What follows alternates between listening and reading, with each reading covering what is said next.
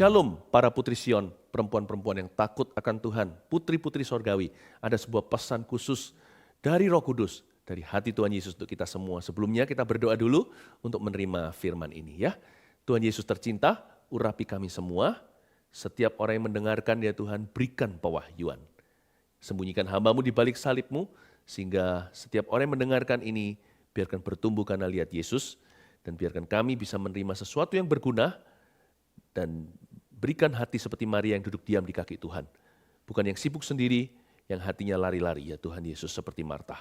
Tapi berikan kepada kami hati seorang murid. Dan ubahkan hidup kami dari kemuliaan pada kemuliaan. Berkati setiap wanita yang takut akan Tuhan. Dalam nama Yesus. Amin. Kita buka Ester pasal yang kelima.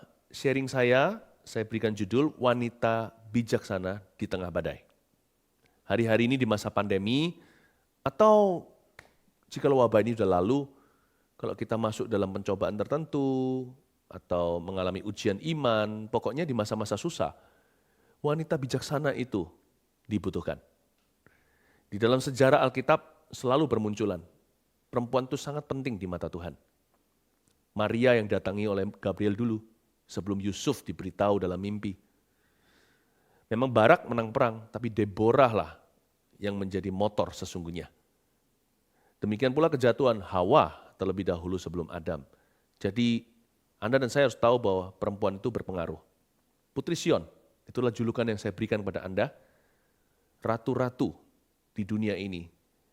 Kalau kita adalah anak raja, Anda betul-betul adalah orang-orang pilihan. Sebab Tuhan tidak pernah memandang gender kita, laki dan perempuan sama di matanya, sama-sama jadi alat Tuhan, sama-sama menerima urapan.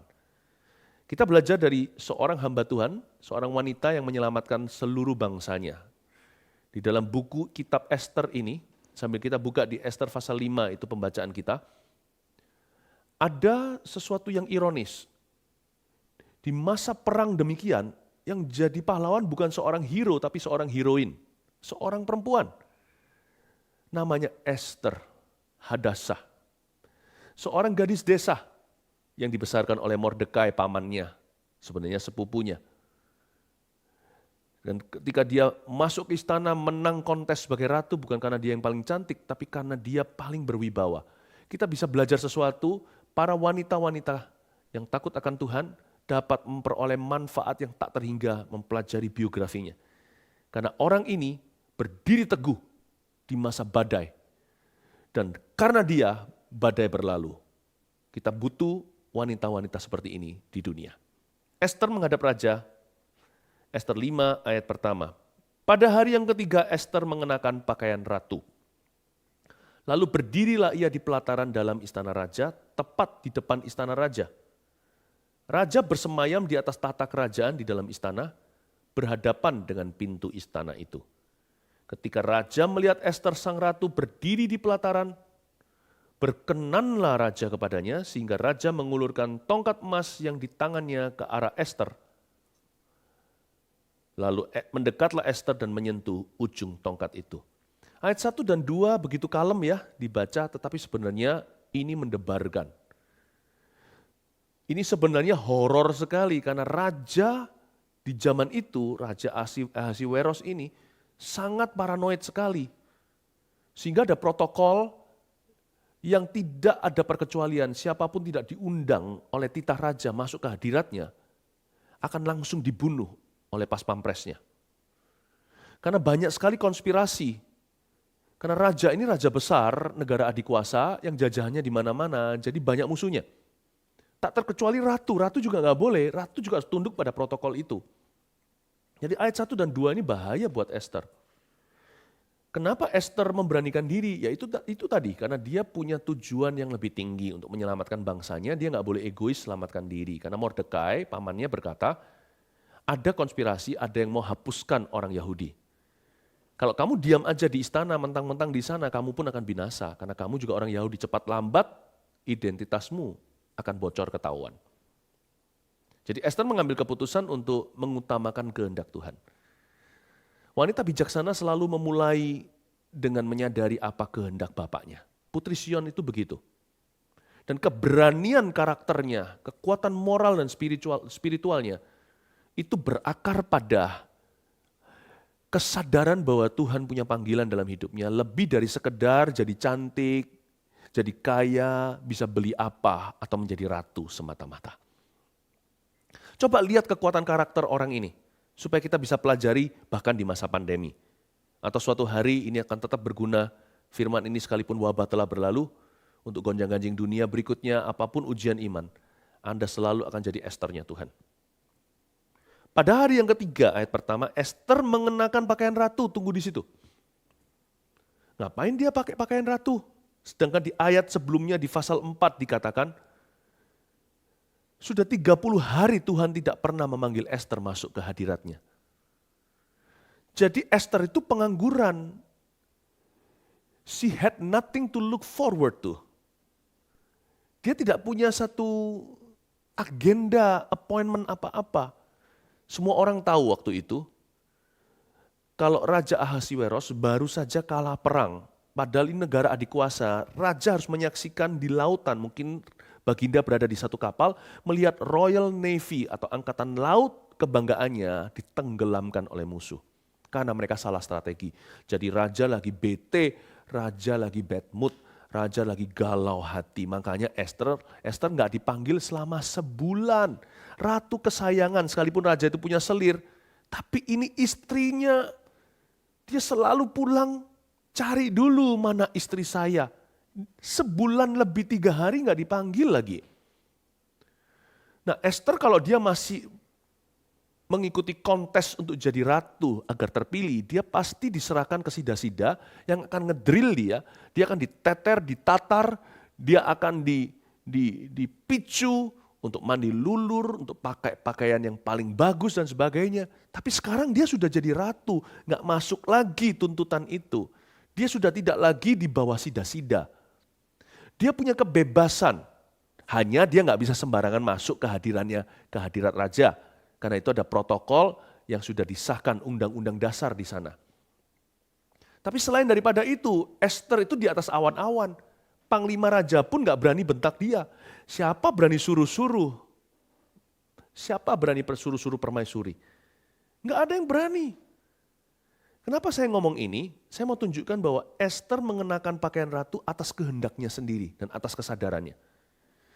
Itulah disiplin yang dia miliki. Kebanyakan kita itu baru berdandan jikalau ada kegiatan. Bangun tidur, ya, jam tertentu kalau ada appointment pagi hari. Kita nggak punya disiplin. Tapi Tuhan menghendaki putri-putrinya punya disiplin. Pertama-tama disiplin rohani untuk berdoa.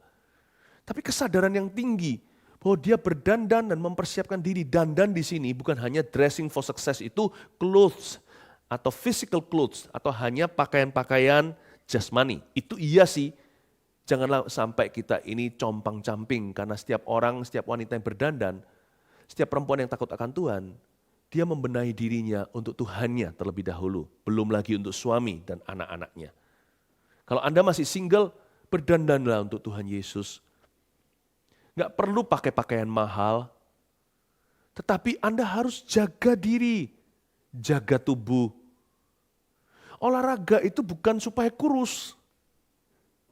Olahraga itu, exercise, adalah karena kita mau memelihara bait Allah yang Tuhan percayakan, yaitu badan ini. Yang Tuhan sudah tebus di Kalvari.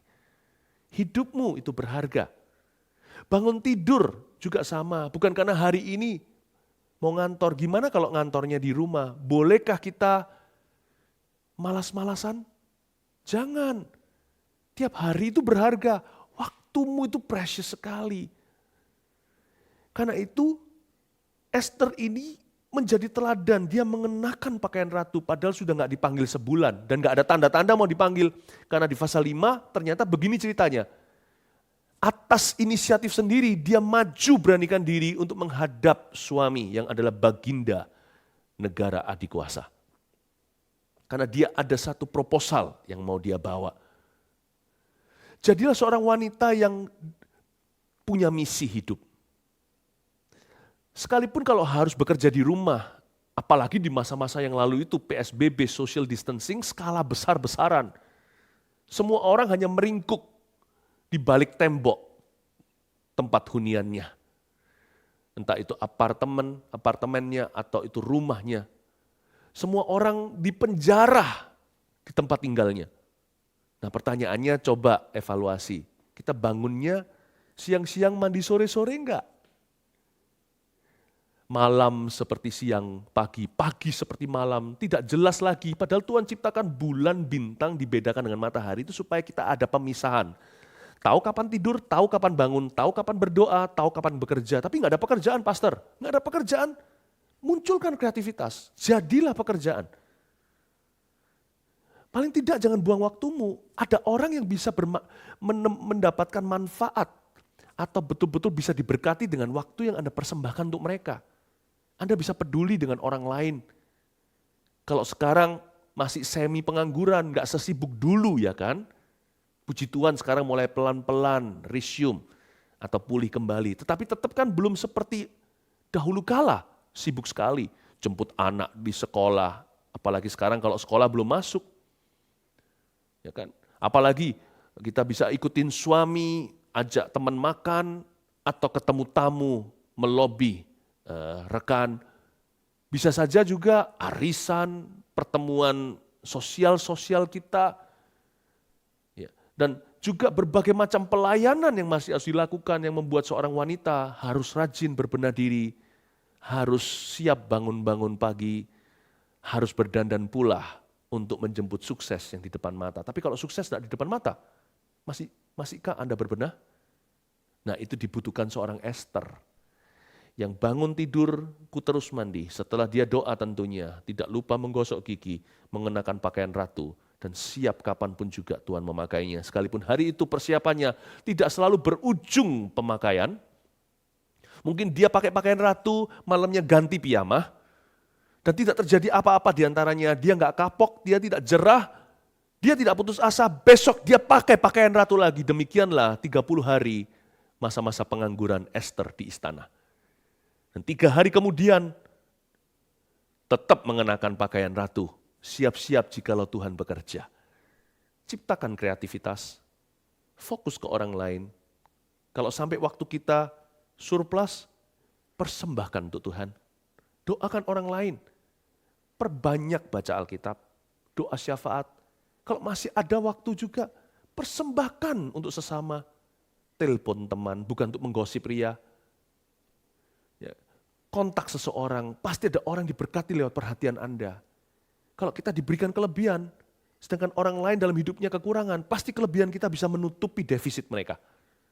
Do something worthwhile, jangan dihabiskan untuk perkara sia-sia. Ini kebanyakan orang hanyalah memikirkan dirinya, sedangkan Putri Sion nggak boleh begitu.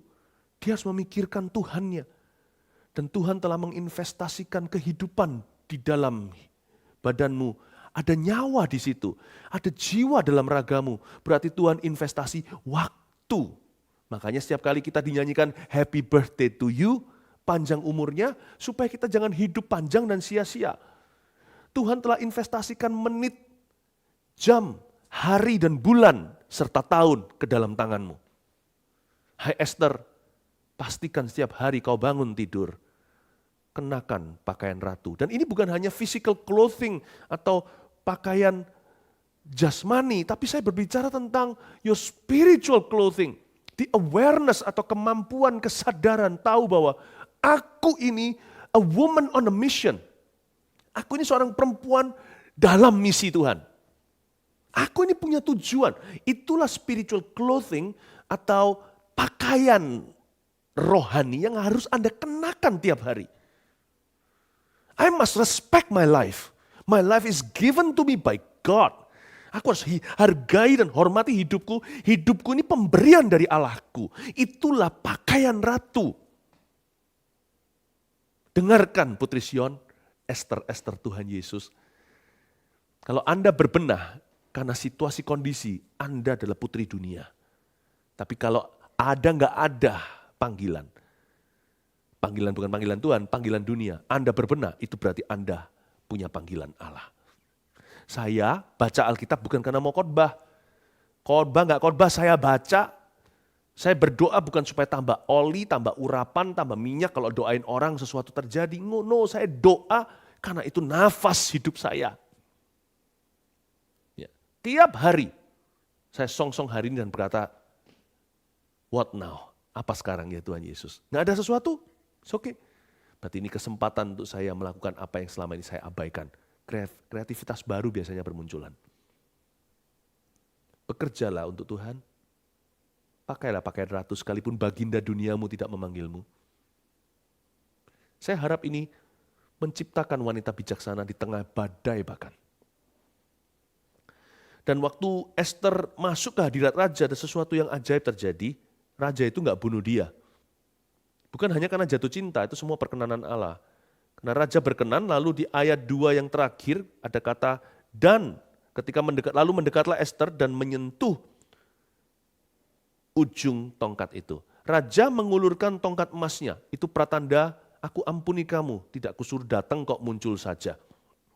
Ketika dia pegang ujung daripada tongkat emas itu, si algojo pas pampres yang sudah siap untuk penggal dia, karena sudah protokol bukan, semua harus berhenti ketika raja mengulurkan tongkat emas. Dia berkata kepada seluruh istana, it's alright. Esther belum dapat yang dia mau atau yang dia inginkan. Dia belum memperolehnya. Karena dia datang membawa sebuah proposal yang luar biasa. Please spare my people, the Jews. Tolong luputkan umatku, bangsaku, yaitu orang-orang Yahudi. Esther belum sampai ke situ sih. Baru diterima di hadiratnya nggak jadi mati. Diulurin tongkat emas dan dia pegang pucuk atau ujungnya. Begini ya, berkat Tuhan itu nggak tentu datang dalam skala besar. Terimalah tanda pertama perkenanan Allah. Bentuk kasih karunia yang terdini pun belajar syukuri. Jangan komplain sama Tuhan Yesus kalau doa Anda belum terjawab, hai wanita bijaksana. Ketika Anda berdoa untuk suami atau anak atau keluarga atau kondisi apapun juga, keuangan atau whatever it is, apapun itu yang Anda doakan, kalau belum dapat seluruh paketnya dari Tuhan, belum arrive gitulah ya, delivery-nya, barusan saja. Mungkin yang Tuhan kirimkan hanyalah suatu tanda-tanda, belum sampai jawabannya. Bersyukurlah. Esther ini saya suka sekali spiritnya, positif gitu. Itu juga termasuk pakaian ratu, secara profetik maksudnya. Waktu dia menyentuh ujung tongkat itu, Esther sudah happy. Belajarlah jadi wanita yang mudah dicintai. Yang gampang sekali berkata terima kasih ya, padahal barangnya belum nyampe. Tuhan belum jawab doanya, dia sudah berkata, Tuhan I love you. Jangan biasakan jadi perempuan yang suka menggosip, kepahitan, dan suka menyerang orang dengan kata-katanya, negatif pikirannya, sarkastik, tutur katanya. Ya kan? Segala sesuatu itu rasanya keluhan-keluhan saja. Belajar seperti Esther. Saya bisa bayangkan baca ayat ini aja. Orang ini manis sifatnya. Dia nggak sempurna, dia bukan malaikat. Dia sempat ketakutan. Hampir saja dia tidak mau sukarela membantu bangsanya karena dimanapun juga manusia ada rasa takut kan. Dia tetap memikirkan dirinya, tapi akhirnya dia menang atas dirinya. Tapi saya bisa lihat, saya bisa menebak dari ayat 2 ini. Orang ini sweet sekali, bukan sweet lips, dia itu sweet heart. Hatinya itu sangat-sangat mudah untuk dicintai. Makanya raja gampang menerima dia. Orang ini bukan ancaman. Jadilah seperti itu dalam rumah. Jangan jadi momok buat anak-anak. Ya kan? Jangan jadi kritikus melulu buat suami. Kalau ada masukan ditata dulu kapan tepat waktu. Karena suami butuh spion, yaitu Anda. Spion istimewa dari Tuhan. Karena itu Tuhan memberimu di sampingnya. Kalau Anda sudah menikah dengan tujuan supaya suami jangan salah jalan. Ya.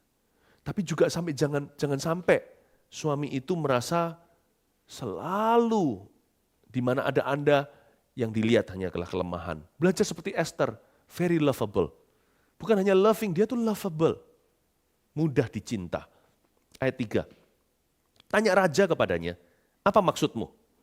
Hai Ratu Esther, dan apa keinginanmu? Raja langsung tanya sama dia, lu mau apa? Sampai setengah kerajaan sekalipun akan diberikan kepadamu. Wow, ini lebih dari tas mahal. Ini lebih kalau wanita yang matre, wanita yang materialistis, dia langsung berkata, ya itu yang ku mau. Tapi Esther tidak bergeming, karena dia datang dengan proposal agenda yang jelas. She was a woman on a mission. God's mission. Dia adalah seorang wanita yang punya misi Allah. Sampai setengah kerajaan pun akan diberikan kepadamu. Tapi Esther tidak menjawab. Saya kagum sama Esther, jawabannya di ayat 4. Jawab Esther, jikalau baik pada pemandangan raja, dia nggak memaksa. Bahasanya itu tutur katanya santun sekali. Dia bukan enforcing karena wanita itu kekuatannya lemah lembut. Cara dia ngomong sama suaminya dan termasuk kepada presiden negara, cara dia membawanya itu sangat smooth, sangat mulus. Dia berkata, kalau raja berkenan. Jadi dia bicaranya sebagai saran, suggestion. Tapi sarannya itu susah untuk ditolak oleh raja. Karena cara membawa dirinya itu irresistible. Mana ada hati baginda yang tahan. Kalau dia punya karakter demikian rupa.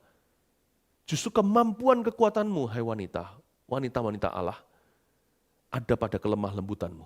Mau bawa suami kenal Tuhan, begitu caranya. Mau bawa anak-anak keluar dari jalan yang rusak, demikianlah.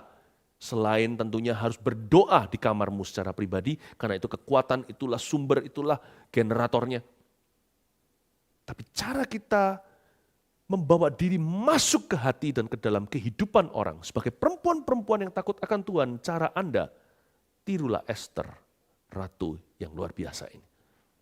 Jikalau baik pada pemandangan raja, datanglah kiranya raja dengan Haman pada hari ini ke perjamuan yang diadakan oleh hamba bagi raja. Ditawarin sampai setengah kerajaan, Esther malah minta hadirat suaminya. Apa enggak suami itu hatinya langsung luluh?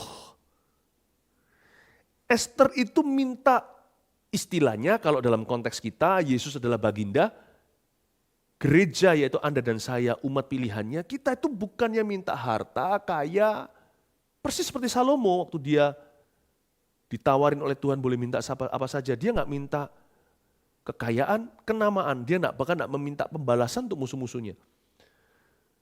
Kita itu minta hadirat Tuhan. Pastikan permintaan pertamamu setiap hari adalah hadirat Allah. Hai perempuan-perempuan yang takut akan Tuhan dan haus dan lapar akan kebenaran. Jangan minta yang lain-lainnya dulu, itu siangan. Pagi hari waktu ketemu Tuhan, minta hadiratnya dulu. Seperti Esther, waktu ditanya oleh baginda, kamu mau minta apa, kekasihku? Setengah kerajaanku berikan padamu. Dia berkata tidak, aku minta raja hadir dalam jamuan yang akan aku adakan. Jangan lupa bawa Haman. Wow, raja berkata aku gak salah pilih ratu. Yang lainnya semua itu semua waktu masuk dengan sida-sida, waktu mereka dijaga, disiapkan untuk mengikuti kontes siapa yang terpilih jadi ratu bagi raja, waktu raja mengusir Ratu Wasti. Semua ambil berlian, Esther itu sederhana. Raja berkata, memang tidak salah aku. Cara pandangku, taste atau seleraku, ternyata bagus. Aku memilih seorang ratu yang sungguh-sungguh mengasihiku. Luar biasa bukan? Jadilah putri Sion, anak-anak Tuhan, anak-anak perempuan yang tiap hari, hal pertama yang keluar dari mulutnya, aku mau hadiratmu, aku tidak mau apa-apa dulu. Itu saja. Datanglah kiranya raja dengan Haman pada hari ini ke perjamuan yang aku adakan. Diajak tea time. Saya punya 3 anak, 1 perempuan, 2 laki-laki. Saya masih ingat masing-masing anak selalu cara mainnya beda, gendernya nggak sama. Kalau yang perempuan ajak saya tea time, ayo tea time, pura-pura minum teh dengan gelas-gelas kecil yang di dalamnya kosong nggak ada cairan. Ya, cuman pura-pura. Waktu anak saya masih kecil sekali, masih balita. Anak yang laki-laki juga ajak saya pergi, ayo ikut-ikut sama-sama ke kebun binatang atau apa. Ya, padahal nggak ada binatangnya, itu binatang-binatangan atau hanya mainan. Mana saya bisa tolak? Kalau bangun tidur, dia baru melek mata, langsung cari papa. Mau ajak bersekutu dengan ayahnya. Dia nggak minta es krim, Dia nggak minta permen, nggak minta enak-enak, nggak minta diajak pergi, dia minta kehadiran papanya di hidupnya. Itu yang Tuhan mau. Rise early, seek his face, cari wajahnya. Maka titah raja ayat 5, suruhlah Haman datang dengan segera, supaya kami memenuhi permintaan Esther. By the way, kalau Anda tidak tahu konteksnya, Haman ini musuh bebuyutannya orang Yahudi. Inilah momok monsternya yang mau habisin umat pilihan Allah. Disuruh raja datang, istilahnya gini loh, kalau Tuhan itu saking cintanya dengan Anda, musuhmu pun akan ditarik, dipaksa untuk datang lihat kemenanganmu. Iblis akan diperintahkan untuk hadir di wisuda Anda, lalu dia dihukum. Tahukah kekuatan karakter seorang wanita? Mordekai aja nggak bisa begini. Hanya perempuan yang bisa demikian. Di hati baginda, di hati Tuhan. Lalu raja datang dengan Haman ke perjamuan yang diadakan oleh Esther. Sementara minum anggur, bertanyalah raja kepada Esther, apa permintaanmu? Niscaya akan dikabulkan. Dan apa keinginanmu? Sampai setengah kerajaan sekalipun akan dipenuhi. Wow. Esther tetap tidak berkata iya terhadap tawaran itu. Maka jawab Esther, permintaan dan keinginan hamba ialah, jikalau hamba mendapat kasih raja dan jikalau baik pada pemandangan raja, mengabulkan permintaan serta memenuhi keinginan hamba, datang pula lah kiranya raja dengan Haman ke perjamuan yang akan hamba adakan bagi raja. Dan Haman, maka besok akan hamba lakukan yang dikehendaki raja. Jadi Esther ditanya berkali-kali. Ini sudah 1 kali, 2 kali. Sayang, mau apa? Dia berkata, enggak mau apa-apa. Datang saja ya. Sayang, mau apa? Nothing. Raja penasaran. Dan berkata, pasti permintaannya besar. Di satu titik, raja nggak tahan, minta apa saja aku berikan. Esther pintar, dia nggak langsung memberitahukan apa yang dia inginkan ketika raja pertama kali meminta. Karena apa? Bukan karena dia nggak percaya raja sanggup memberikannya, atau dia meragukan cinta suaminya. Tidak, kita juga jangan meragukan Tuhan. Esther tidak ngomong langsung di tempat, tidak buka mulut memberitahu keinginannya. Sekalipun permintaannya benar, waktunya salah. Arenanya juga nggak tepat. Itu di tahta, di ruang tahta itu ada banyak tamu. Laki-lakinya pasti nggak nyaman kalau dia minta sesuatu. Jadi Esther mau pindahkan tempat proposalnya di tempat yang intim, yang sifatnya pribadi. Seorang wanita bijaksana akan Tuhan lengkapi dengan a good sense of timing. Dia akan merasakan waktu ilahi itu kapan. Dia akan bisa menilai kairos Tuhan. Makanya ada pepatah berkata gini dalam kitab Pengkhotbah. Segala sesuatu indah pada waktunya. Everything is beautiful in its time. Sometimes it takes a beautiful heart to know God's time. To know when it is time. Kadang-kadang dibutuhkan sesuatu yang indah seperti hati seorang wanita yang peka untuk bisa tahu kapan waktunya Tuhan tiba. Dia dilengkapi dengan perasaan, dengan sebuah kepekaan tahu bahwa arenanya salah, waktunya tidak tepat. Dia tidak mau minta, dia tunggu nanti ketika raja datang ke rumahnya. Tunggu juga kalau Anda mau memberi masukan kepada suami, atau cara berbicara kepada laki-laki, dan terutama lebih penting lagi adalah Allah akan memberimu suatu kepekaan yang bahkan suamimu tidak sepeka itu, untuk tahu bahwa ini waktu Tuhan untuk sesuatu. Kalau Anda jaga hati, jaga lidah, jikalau perempuan-perempuan yang takut akan Tuhan, membawa dirinya demikian rupa di dalam hadirat Allah, Tuhan akan mewahyukan timing-timing yang indah untuk keluarga Anda.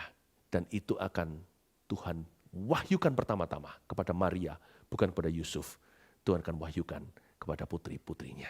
Saya berdoa Anda menjadi radar keluarga yang berguna. Dan kalau Anda belum menikah, di rumah Anda, orang tua Anda pun nanti akan tahunya kehendak Allah.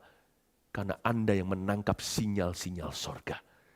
May your life be a living example. Biarkan Putri Sion menjadi berkat yang luar biasa di dalam setiap keluarga. Sebab hanya wanita bijaksana yang bisa memutarbalikkan keadaan di dalam sebuah kerajaan yang hendak membinasakan umat Tuhan. Hanya Esther yang sanggup mengubah nasib satu negeri. Dan saya berdoa Tuhan akan memakaimu secara luar biasa.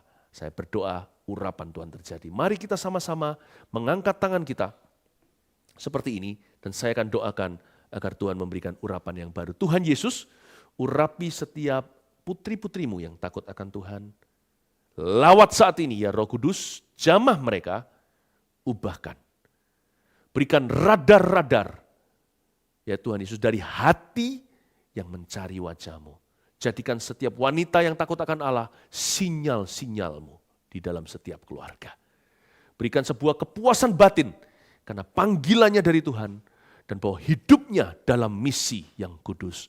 Hamba berdoa supaya setiap saudari-saudariku ini bisa menghargai waktu dan menghargai tubuh mereka, menghargai hidup mereka, terutama menghargai kerohanian mereka dan menjaga hatinya dalam segala waspada untuk Tuhan Yesusnya yang tercinta. Be blessed, my sisters, in Jesus' mighty name. Haleluya. Amin.